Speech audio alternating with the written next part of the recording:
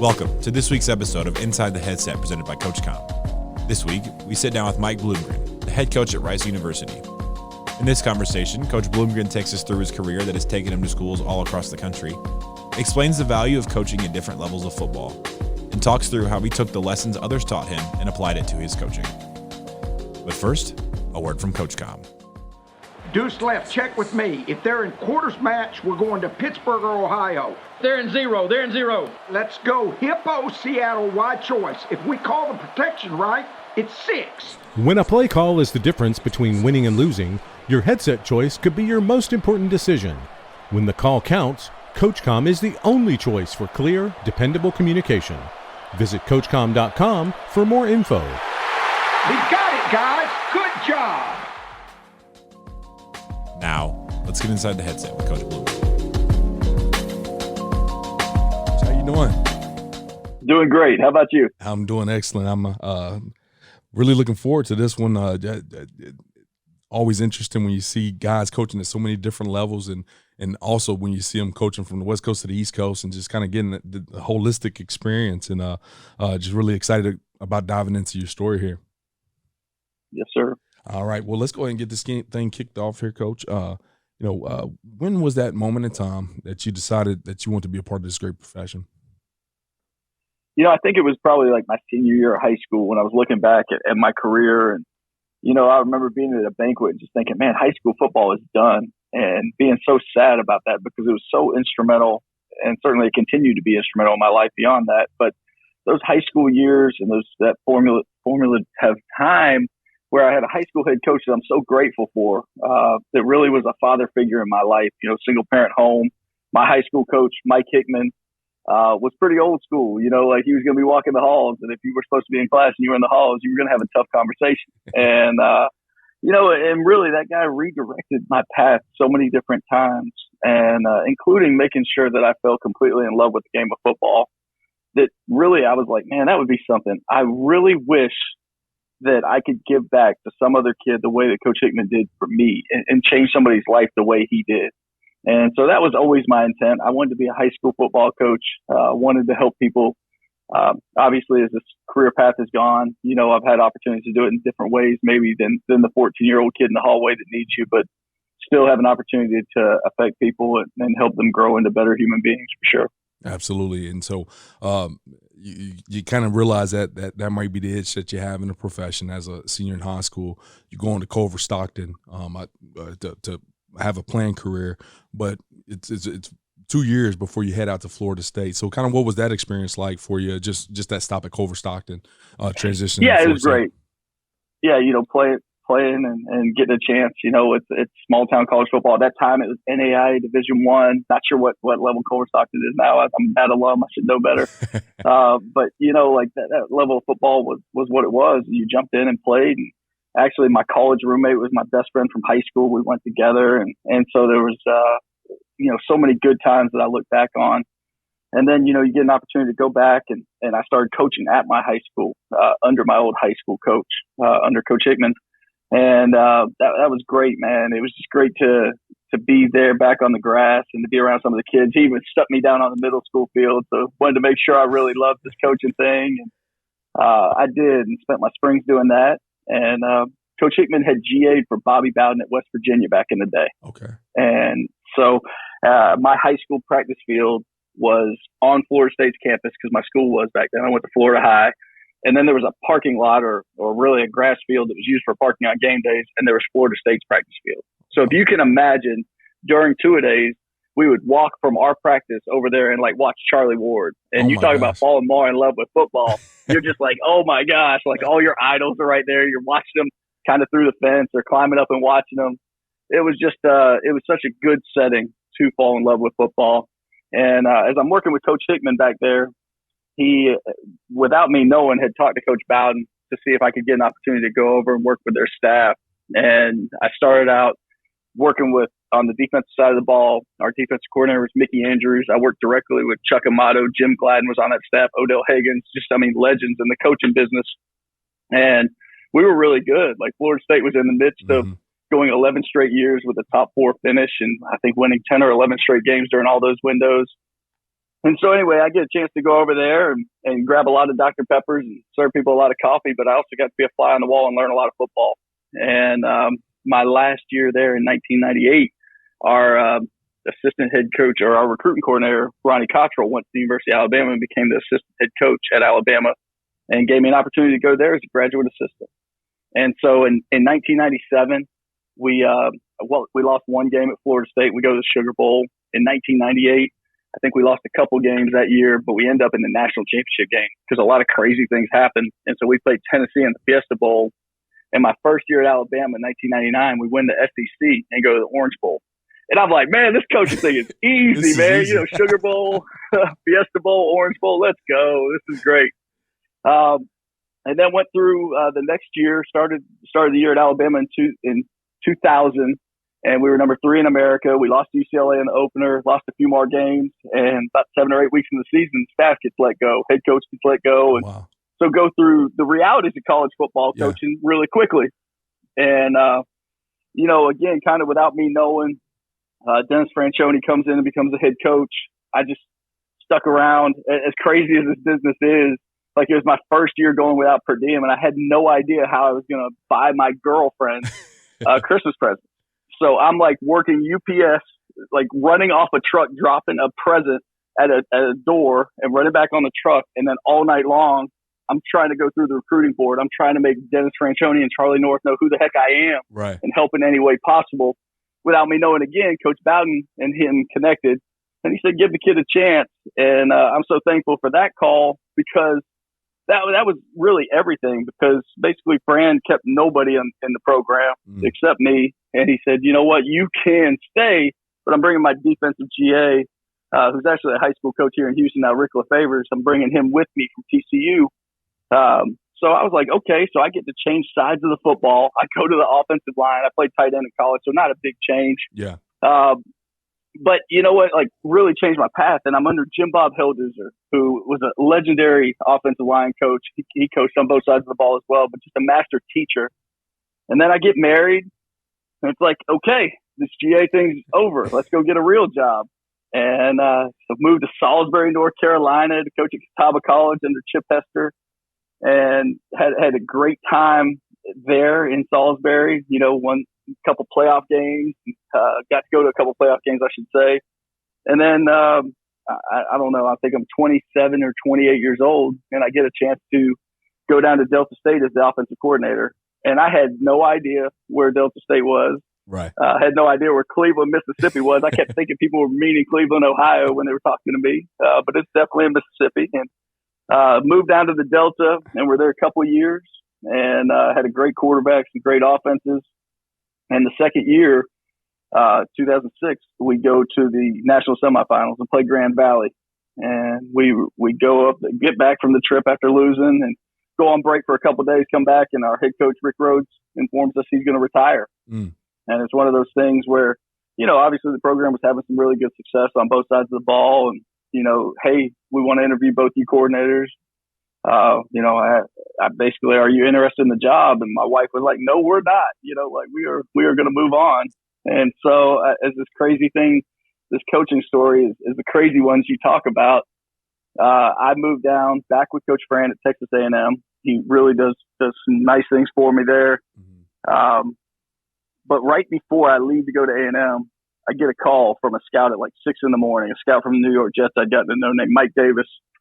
And he's like, how old are you? And I was like, how old am I? I'm like, look, man, it's like the call. It's like talking to somebody at the bar at 2 a.m. Like, what do you want my name to be? Like, I don't care. Like, look, I'm 29. I'll be 30 next week. But you do what you want. Like, I'll be as young or as old as you want me to be. And so he goes and takes that to the bosses. I end up getting an interview in New York that lasts for like 12 hours. And, you know, come home, don't hear anything for a few days. The day after signing day, get a call, and they offer me $45,000 and no insurance to start working in the NFL. And the point that I probably left out here is we had a 7-month-old baby. Man. So the no insurance thing was kind of a deal breaker. It's like, look, that's a dream, but that's not the right thing for my family right now. So thank you very much.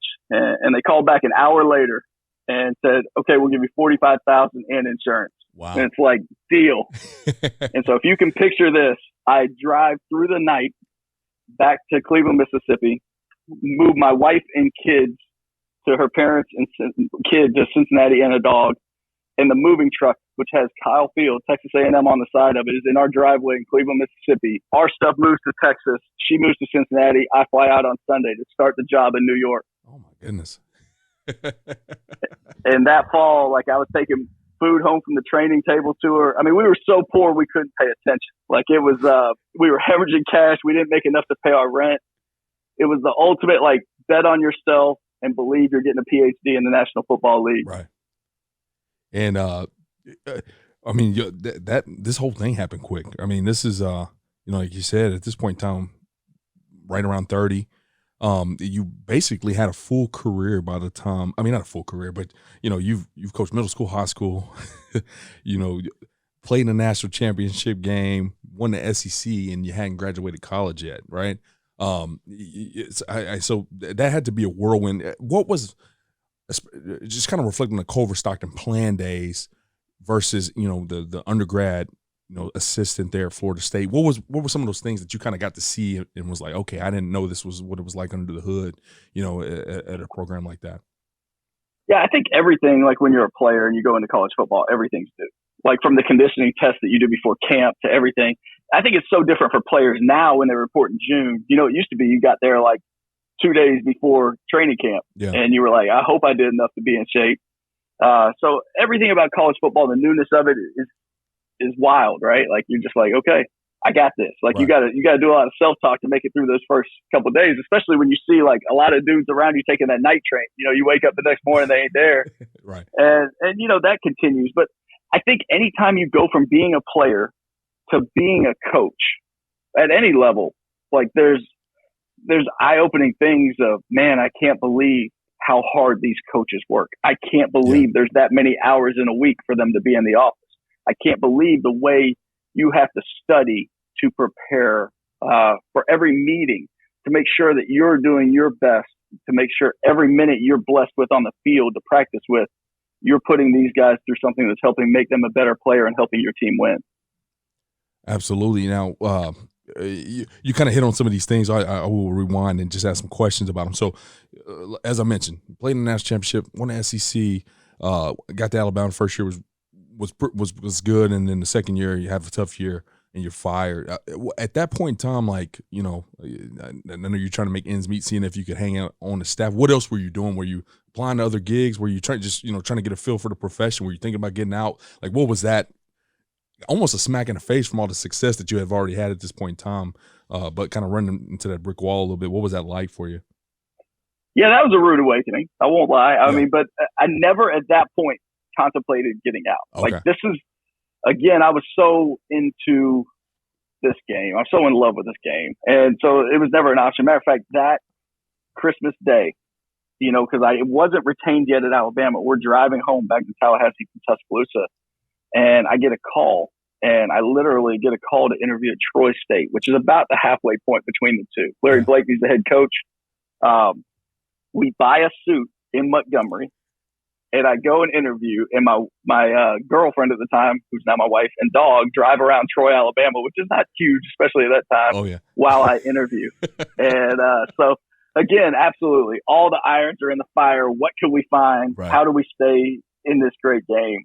And then the opportunity to be retained obviously was outstanding because, every single coach I worked for, I think provided something different that makes me who I am. And I think watching Dennis Franchione come in there and shake things up from a cultural standpoint, and also like make everybody in the building feel like they were a part of our success in winning. Like, I guarantee you, every janitor in there thought they were helping us win on Saturday because of the way he made that thing run.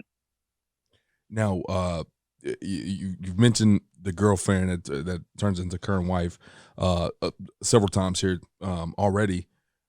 As anytime the wife kind of comes up, I do want to pinpoint that part of this whole profession thing, especially when you're young, you're not making much money, you're trying to figure this thing out for the first time, and then you have this spouse that's like, we're getting paid how much? We got to move where? Cleveland, who? And you kind of going through all that stuff. Like, how did some of these obstacles kind of early on prepare her for the profession and, prepare you to be a great husband through the profession? So first off, I mean, you got to talk about recruiting, right? Like I'm as persistent as they come in recruiting, and she's proof of that. She's the proof that I can recruit for going to get that girl. But I also always try to make informed decisions. And I was like, man, I kind of understand what this coaching thing's like, even though maybe I didn't as I was at Florida State, and those guys have been with Coach Bowden, some of them for 20 plus years. But I married a girl that's an Army brat. Her dad was a full bird colonel in the Army. Yeah. And I was like, she literally moved like every year. And so I was like, this girl's going to be able to handle this. She's got this coaching thing. Yeah. But the part you referenced about moving to different towns, making new friends was easy. But what's not is like when you actually have people that you're responsible for. Yeah. And in her case, finding the new job, even like her moving from getting her master's at Florida State to moving up to Tuscaloosa, when her parents were like, what are you doing? Don't move up there with that guy. Y'all aren't engaged. And so, you're fighting all those different battles too. And, but anyway, and then she was the breadwinner. She made good money when we were at Alabama, and I was making a GA stipend. We moved to Salisbury. She found a job at a hospital, worked in the locked unit of a psych ward. And so you can imagine what that's like. And I'm a coordinator at Delta State, and she's making more than me in Mississippi. So, we joke all the time that she supported my poor coaching habit, and now she's enjoying her retirement. Yeah. So the Catawba, am I pronouncing that correct? Yes, sir. That stop there. What exactly was your role there? Were you co-OC? I don't think I was ever co-OC. I might have been at the end, but I think I was run game coordinator at the end. But regardless, I was coaching the offensive line. Okay. But just like every D2 job you'll ever take, you have another responsibility. You got plenty of hats. Yeah. I was also the equipment manager. I also helped paint the field every week. Like those are things that are absolutely real, and they're not going away, man. So like, I am so thankful for the growth of having to sit there and order and manage a recruiting budget and find students on campus to come help. I don't know if I was thankful for it at the time, but I'm definitely thankful for those opportunities. I look back and certainly the knowledge that those roles gave me. Yeah. You know what? I'm happy you said that, Coach. I my college career started at Texas A&M Commerce Division II spot. And I mean, that was, I had the opportunity to coach Division I for about 5 years. And man, that was just the most rewarding experience, wearing the multiple hats, having a lot of respect for everything that kind of goes on behind the scenes, because I had to do a lot of it, in that D2 stop. And then, you go and you look at your career path: Florida State, Alabama, New York Jets, Stanford, Rice, and then you got this Catawba stop and this Delta stop. And I mean, especially early in your career, I mean, those have to be special to you to some extent, because that's probably where you really, really sharpen those tools, right? Without question. And it's not just that. It's like learning what works in the weight room. Like there's never a weight room workout in D2 that you're not taking part in. You're not responsible for your guys, that you're not helping challenge them, and every day in every way. And in some ways, I miss that. I miss being in the weight room with them every day. Yeah. I love the ball part too, and some of the stuff we get to study. But yeah, I mean, those were formative type times. That, and again, the other thing that's nice is like doing it yourself for the first time, and finding how you can push those different personalities. Finding again, like, does this technique that I heard at this clinic, how do I transfer this way? And something that I firmly believe in is, how do you reach everybody in your room? Like, how do you take the material and teach, reach, and demand? And what I mean by that is, again, teaching in such a way that you reach every individual. But then when you go on the field, demand is done that way, not some way they learned from a trainer or something they did in high school, but like the way that we're all talking about, the way we agree is best. Yeah. And now, a quick word from Hader Athletic. Since 1954, Hader Athletic has been your trusted partner in football practice equipment. Handmade in the USA with care and dedication, our products are crafted to elevate your team's performance. But what truly sets us apart? It's our unwavering commitment to customer service. When you reach out, you'll be speaking to a real person with extensive product knowledge that prioritizes you getting your equipment fast. Experience the Hader difference today. Visit HaderAthletic.com and join the community of coaches who trust us for quality, reliability, and expertise. Hader Athletic. For coaches, by coaches. Save 15% on your next order by using promo code AFCA 2024 at checkout. Now, Let's get back to the episode. Oh, I'm kind of looking at the timeline here. 27, in 2005, somewhere around that age, you're responsible for a side of the ball. On a really good team. I spent some time in Mississippi. I'm very familiar with Delta State and what they were doing, especially around that time frame. Well, how were you ready? The first time. I mean, you spent 2-3 years running your own room, and now all of a sudden you were running the whole side of the ball. How were you ready for that position, and what was that growth like from an offensive coordinator standpoint? That's a great question. And I think every step up, you better have done everything in your power to prepare for it that you could. And I was so blessed to have the people to learn under, whether it was watching Chuck Amato run his room at Florida State, albeit on the defensive side, or watching Dennis Franchione and how he managed the offense, to being on a team at Catawba that had some success and watching how the head coach was also the OC and really called it for the most part, but getting a chance to plan it. Anytime you step in front of a room, when you step from GA to running the room, when you step from the room to being a coordinator, like those jumps are huge. Yeah. And there's going to be a margin for error. There's going to be a learning curve that happens. And there's got to be an element of you believing enough in you and your ability and your experiences to fake it till you make it, right? Like you've got to be able to step up there, stick out your chest, and tell them why you're going to be able to help them and how you're going to be able to help them. And then you got to go freaking work because they got to see you work. There's no way around that. You can't just show up and roll out some footballs and think that people are going to take you seriously or think that you're in it for them. So I think that, again, was I prepared? Was I ready? I was as prepared and ready as you could be without being in that chair. But that chair is different. Right. That chair is different. Yeah. If you can reflect on this, I know it was a while ago, but what do you say your biggest growth was in that time frame over those couple of years there, from basically year 1 to year 2? What would you say the big difference was from an OC coach? I think the confidence to be able to tell them this is what works, this is the standards we have to have, and just more confident in front of the room, knowing that, like, look, I've proven I can help some of you guys. Give me a little bit of rope, a little bit of trust, and I'll earn a lot more. And again, the fact that you have some success, I think that's always the best way to have confidence is when you have a little bit of success. And a lot of times you're going to have to earn it through practice or what have you. But when you've actually done it in a game, there's something about that. And that's whether you're a player or whether you're a coach. Well, as we get coaches on here, typically from the collegiate level, high school level, very rarely do we have that many that are in the NFL currently or have that much NFL experience. You held several roles there. You were offensive quality control, moving more to an offensive assistant role than assistant offensive coordinator role.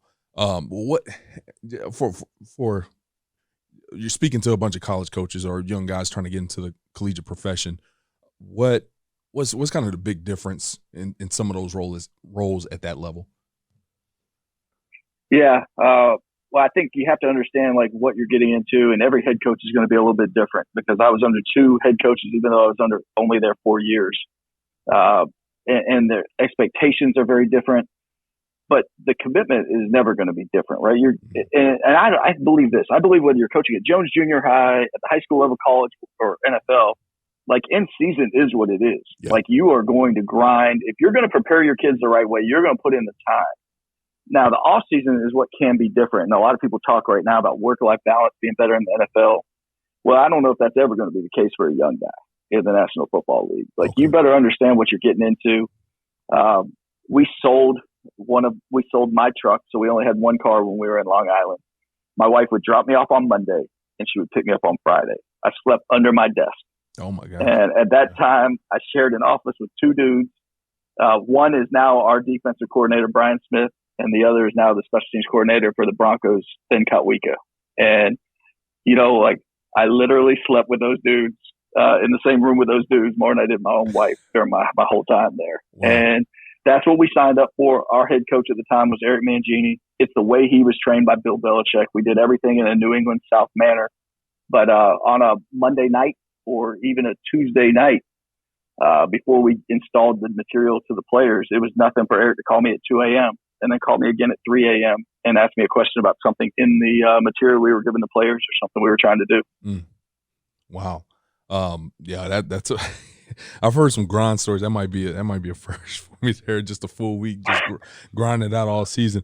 And hearing that, I would have to ask, like, I would imagine, you know, you had this leap of growth probably as an OC. You had this leap of growth having your own room for the first time, but just sitting there doing that in the NFL for 4 years, looking at, you know, what is the term? And I actually wrote an article about it from Belichick, the thing where they write down what every last player on the field does. Oh my goodness, I can't think of the pad. The padding. Yes, yeah. So yep. I'm assuming you did some padding. We did some padding, yeah. Yeah. So I read about it, and I decided to do an article about it for the AFCA, and I padded just one game, and it took me. Dang it took me 2 weeks to write every last detail. So, and I tell you what, I walked away and I knew exactly what was the St. Louis Rams. I knew exactly what was going on in that football game. Like, I can tell you what was coming next. So, you know, having some of those experiences, just talk about the growth as a coach when you're that detailed, you know, on a daily basis. Yeah, that's the attention to detail is exactly what that organization's all about. That's what Coach Belichick's all about. And you got to remember, like, that year, my title was quality control. Quality control by title is a position that was made for engineering. And Tom Landry was an engineer by trade and brought that to the National Football League. It was the person who was supposed to make sure every detail was exact. Every I was dotted, every T was crossed. And so that is your job, is to make sure what you're giving the players is right. But the other thing that like, I got to make sure I always say I got my PhD in football through those years there in the National Football League, because just think about the amount of time we spend in the college game on recruiting. Yeah. And the same is true with high school coaches, right? Like, the amount of times they spend getting their kids recruited is astounding. And the amount of time all of us chase kids to class, right? In the hallway, walk in the hallways. If you just take all that time and say, I'm going to study the great game of football and I'm going to study X's and O's, that's what that's like. I mean, you're either preparing, like, self-scouting yourself. You're studying what other people do in those situations in the league. You're preparing for the combine and evaluating football all day long. Yeah. Now you're in OTAs, which back in the day were like 7 weeks of spring football, if you will. I mean, it was, and then you had a couple mini camps mixed in there. Then you go away. And I will say this, the summertime, even back then in the National Football League, was gorgeous. Like, you could literally go the whole time without talking to members of your staff. There was nobody you were recruiting. Yeah. And so you could have lost your phone, which it would be very hard to do in college football, as we all know. Yeah. But then you get back and training camp and just the way, like, once Rex Ryan came in, we started going away for training camp, and just you saw how the team builds differently there.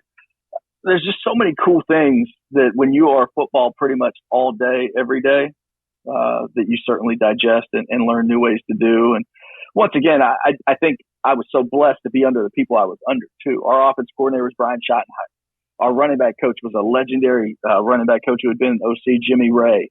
Our line coach from the second, third, and fourth year was Bill Callahan. You know, I mean, we just had so many great coaches with so much great history. I could sit in a room and listen to Jimmy Ray talk about the origin of power or where this play came from, because he was in the room where it happened. You know what I mean? So, like, I could have listened to that forever.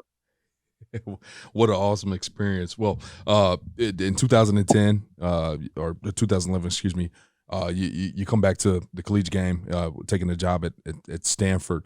What was that decision process about? Was it, you know, you didn't have a choice, or was that something you wanted to do?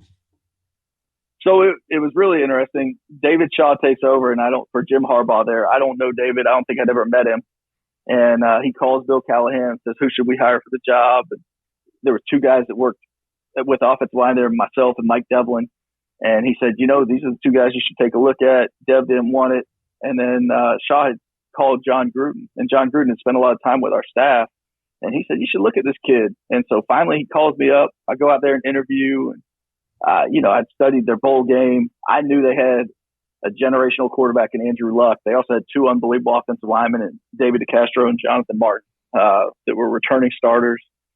And so I didn't really want to leave the National Football League, but I go on the interview and I spent time with Dave Shaw. And, like, if you've ever walked around Stanford's campus, you're like, oh my gosh, this is pretty nice.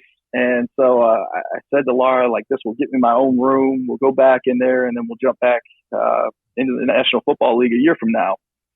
And we had a good year with that group, ended up going to the Fiesta Bowl. And really what we learned is got a call from Kansas City Chiefs. Would you be interested in this offensive line job?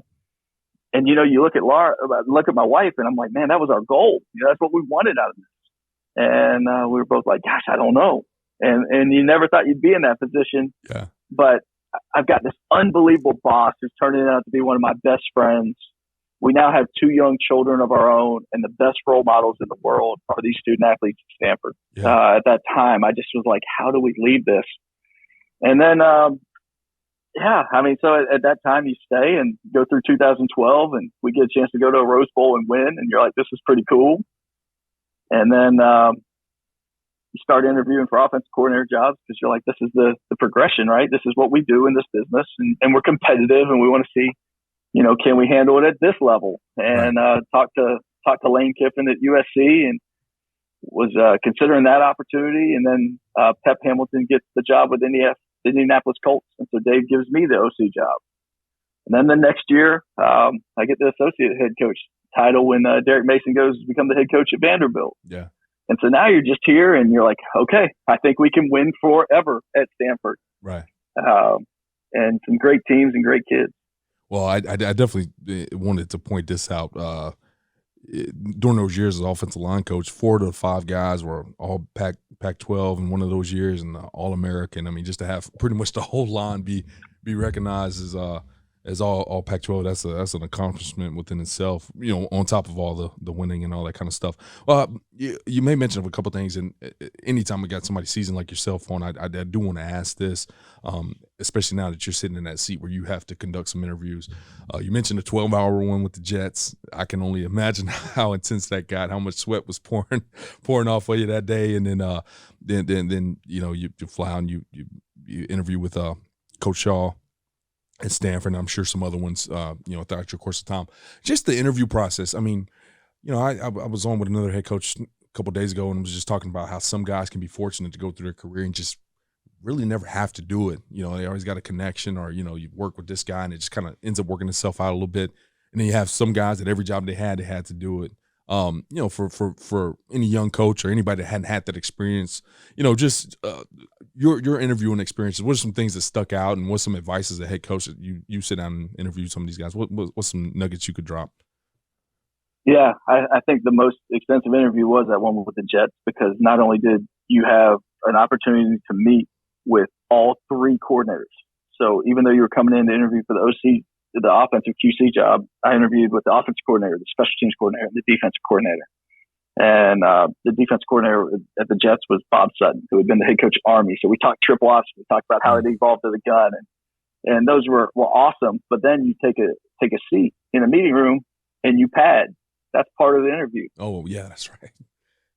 So it's like, okay, yeah, I'm ready. And then basically they give you what they call the yellow tabs of the playbook. So they teach you how they call offensive structure, formations.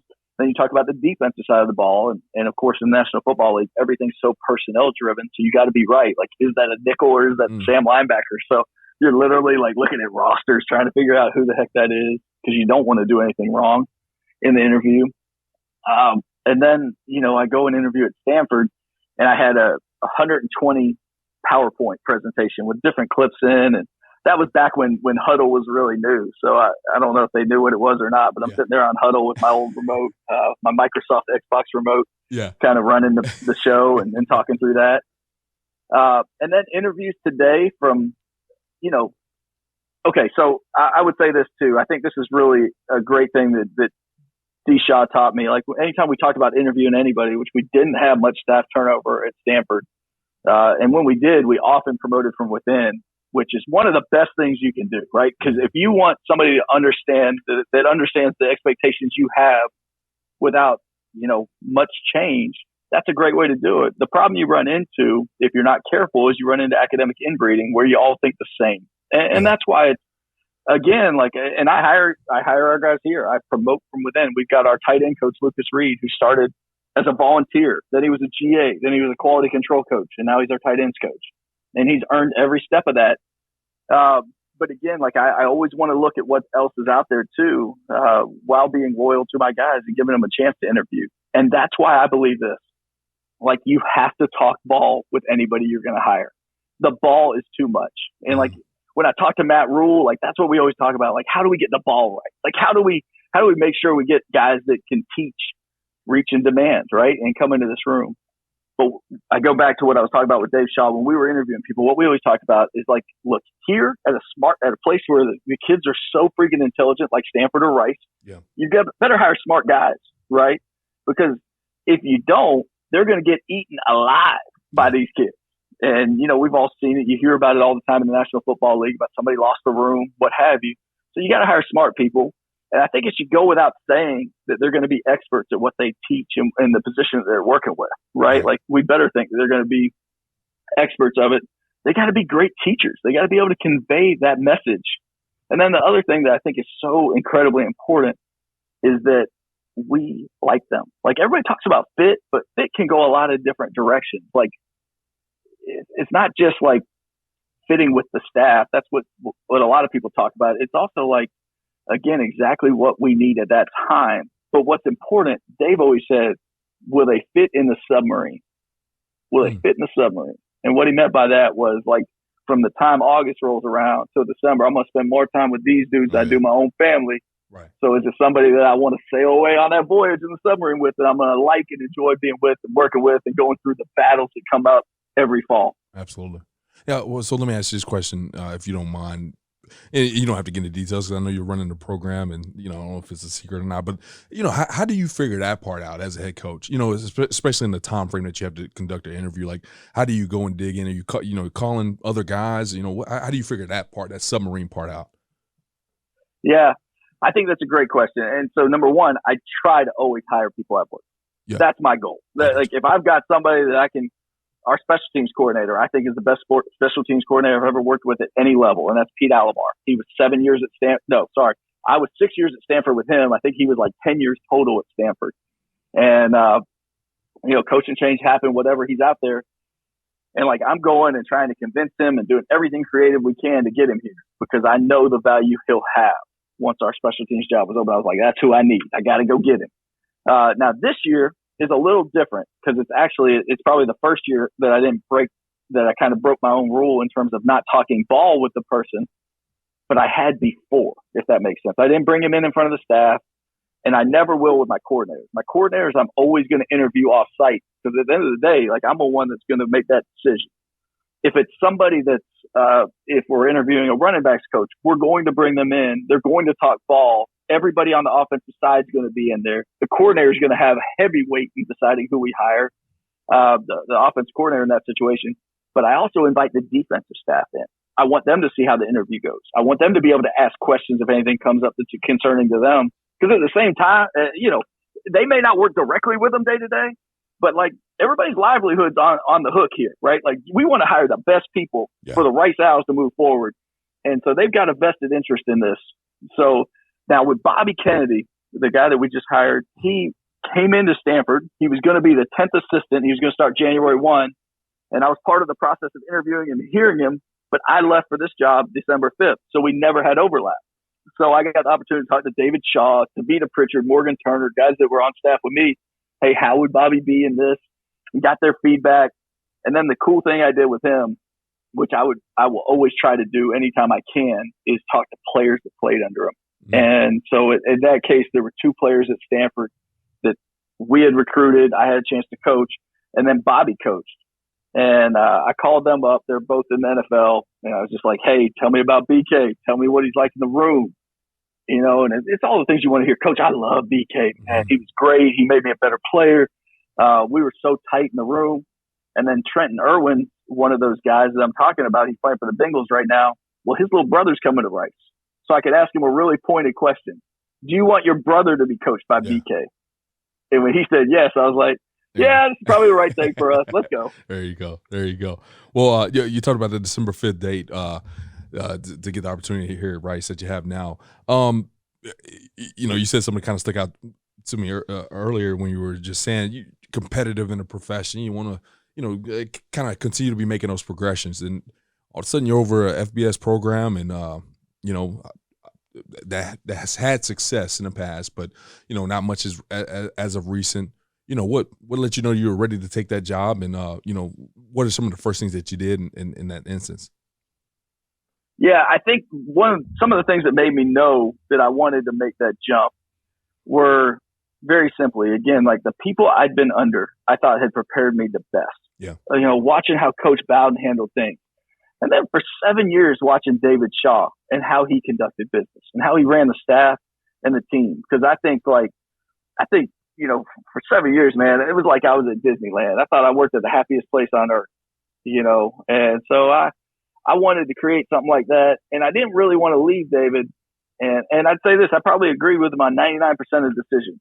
But there was 1% that I would have done different and that I wanted a chance to do my own way. Yeah. And so that's when job interviews started coming around. And like, I think it was 2015, did my first round of interviews and got some offers and got some jobs that people thought I should have taken. And, you know, some of those interviews you don't get. I mean, you interview and it's not the right fit for you or them or what have you. But my wife looked at me and after the 16 cycle and she said, are there any jobs you're going to take? And at that time, I was kind of like, you know what? I really like working with this caliber student athlete. Mm-hmm. And so if I could pick my first job, I would go to one of these places where the student athlete model is still alive, you know, where, you know, a Stanford, Northwestern, Rice, Vanderbilt, or Duke. And, you know, as it turns out, we opened the 2017 season at Stanford playing Rice University in Sydney, Australia. Oh, wow. And so it's crazy. Yeah. And, you know, the athletic director at the time was Dr. Joe Carlgard. He had been at Stanford in 2011. And so I'd met him a few times. We had a little bit of overlap in a couple fundraising things. And so I saw him before the game in Australia and we talked. And, you know, that day we beat him like 60-something to 7. And as it turns out, that was probably my job interview, going back to your interview question, you know, and so like that's a good on the field interview. And then 4 months later, you're the head coach at that place you beat. Right. And they had only won one game that year. And you kind of knew what the talent on the roster was like and you knew the challenge, but I wanted that challenge. But I go back to what we talked about earlier. Like, how did I know I was ready? That you prepare the best you can. Yeah. And there's always going to be things that happen that you're going to learn from. And the other thing I would tell you is this, like, when you have a staff that's largely together on the offensive side of the ball, I think we had 3 coaches change in 7 years. Okay. So that's rare with a head coach in place and scheme, like very little change in anything. You guys know each other. You're like a married couple, right? Like you know what the other's thinking, you know how to make sure, oh yeah, don't forget to get this done. And we all thought that way. We all took our job very, very seriously. When I became the head coach at Rice, the biggest mistake I made after year one in reflection was I thought people could read my mind. I got you. You know what? Like I was so disappointed in some of the coaches that were friends or that I thought were better coaches. And what I realized is they weren't the problem I was. And that's hard to admit after a year one, right? That's hard to say. And what I mean by that is I thought that everybody would be the assistant coach for me that I tried to be for David Shaw. But that's impossible. They didn't have my experiences. They hadn't worked in the NFL. All of them had. Yeah. They hadn't worked for Coach Bowden. They hadn't worked for Dennis Franchione. They hadn't been in D2 football where like it's the ultimate, like we're organized, not unionized. No job is too big. No job is too small. Like let's get it done. Like they hadn't all been at those places. And so for me to expect that without clearly articulating what I wanted, again, that was my biggest learning moment and in reflection. And that was hard to swallow. Yeah. Well, that's honestly, I think anytime Coach hops on here and they talk about that self-reflection, and especially when you have to be a little critical of yourself and say, man, hey, this is on me. I think the proof ends up being in the pudding when it's all said and done, because I think that's something all coaches have to do. Now, you said something that caught my attention too, and I know we got to get close to wrapping up here, but you talked about in 2015 some job cycles and doing some interviews. You got some offers. Like, most people, unfortunately, and I'll be honest when I say unfortunately, the first thing smoking for the next big thing. This is something I say to people since I've been out of the profession. Is like, every job interview and about them validating you and saying you're good enough to be on the staff. Sometimes it's about me saying, is this what I need? As the interviewee, talk a little bit about like having some head coaching opportunities and just looking at it and saying, I don't know. I got a good situation here. Let me stick around. Well, what's some of that dialogue like between Wyatt, between other, people that you have confidence in? It's wild, and like especially like when you have agents, some of them want you to do those things and take those steps, and right. You talk through different things with different people. Manny Diaz, who's now the head coach at Duke, and I started together in 1997 at Florida State. We were those dudes that would go get coffee for everybody, right? Yeah. He flies on the wall. But he's been a lifelong friend. And he's a guy that I often called, and we were often in the same head coaching cycles and what have you. But I just asked him, like, hey, what do you think about this? Everybody's saying I should take this, but I don't want to. And he was the ultimate guy to be able to look at me and be like, you happy? Don't mess with happy. Like, there's going to be a time where you want to take that challenge.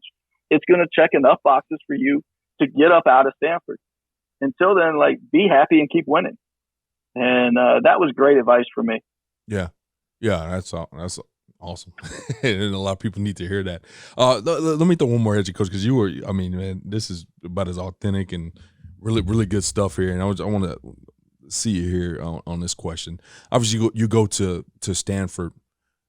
It's a good program. I mean, you guys got things rolling, have a ton of success, and you get the Rice. It's a different deal, but you are the head ball coach. You're often the time that's giving guys the happiness that you were just referring to, or not, right?